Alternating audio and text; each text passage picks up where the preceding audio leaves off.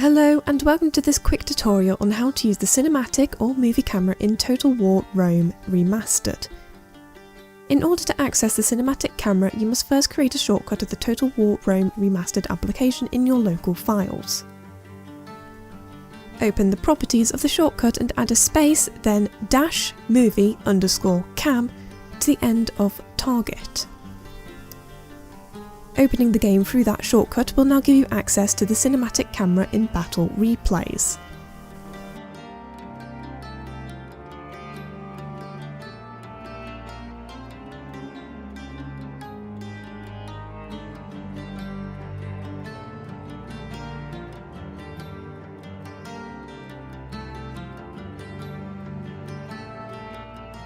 In this tutorial, I will be using the saved replay of a quick battle between Dacia and Thrace, and we will be attempting to track this Scythian mercenary as he charges across a river crossing.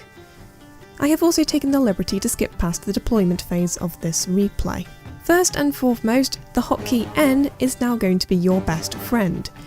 If you're already familiar with the cinematic camera from the original Rome Total War, the process of creating your cinematic scenes is almost very much the same, the only exception being the hotkey N. In order to edit the timeline, you must enable replay mode using N. In this mode, you cannot move. In order to move, you need to go back to normal mode once more using N. Not too different, but certainly annoying. For all you beginners, we will start from the top. At the bottom of the screen is our timeline. On this timeline, we will be creating keyframes for our cinematic. To move around the battle depends on the control scheme you are using. For the modern controls, you will use the WASD for forwards, backwards and side to side, with Q and E being rotation, Z and X controlling elevation, and C and V controlling pitch. In classic control, the numpad is used, with 8, 4, 2, 6 for basic movement, 7 and 9 for rotation, / and asterisk for elevation, and plus and minus for controlling tilt. To create a keyframe, we find the position we want to capture, then go into replay mode using N. Once there, we can either use Insert or Y to insert a keyframe. You can also see the hotkeys on the screen when replay mode is enabled. To progress time, we then hit Enter, and after a few seconds we will hit the spacebar to pause the replay.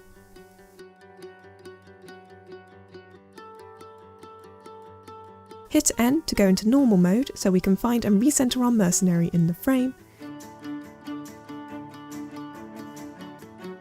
We go back into replay mode, hit Insert to insert a keyframe, hit Enter, and then space, and repeat.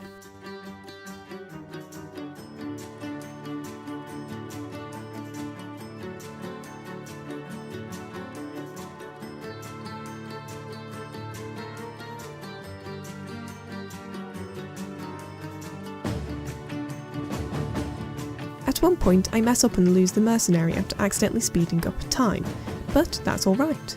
What we do is pause, enter replay mode, hit S to save the timeline, then R to reload the battle.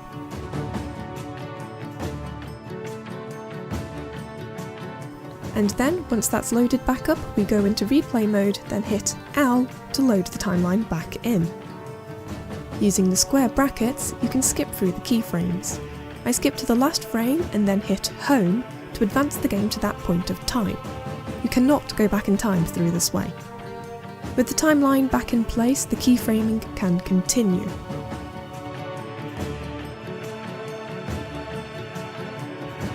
Once I am happy with the scene, I put the last keyframe in using End, and skip to the first keyframe using the left square bracket. Once there, I hit space and the camera will now follow the path you have constructed. The green line is the camera's path, and the red vertical lines are the position of the keyframes.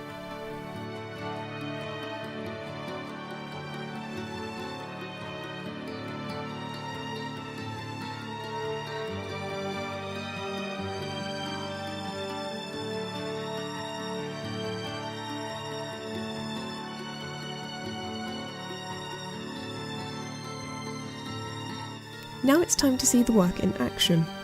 We save the timeline, reload the game, and load the timeline back in.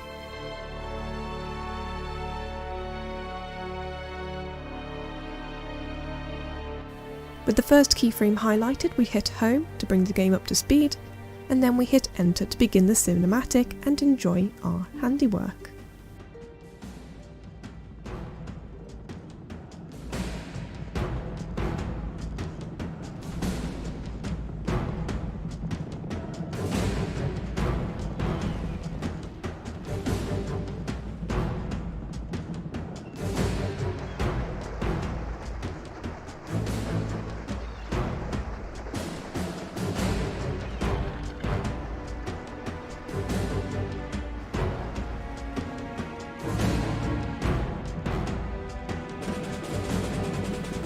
Thank you for watching, and I hope you found this tutorial helpful.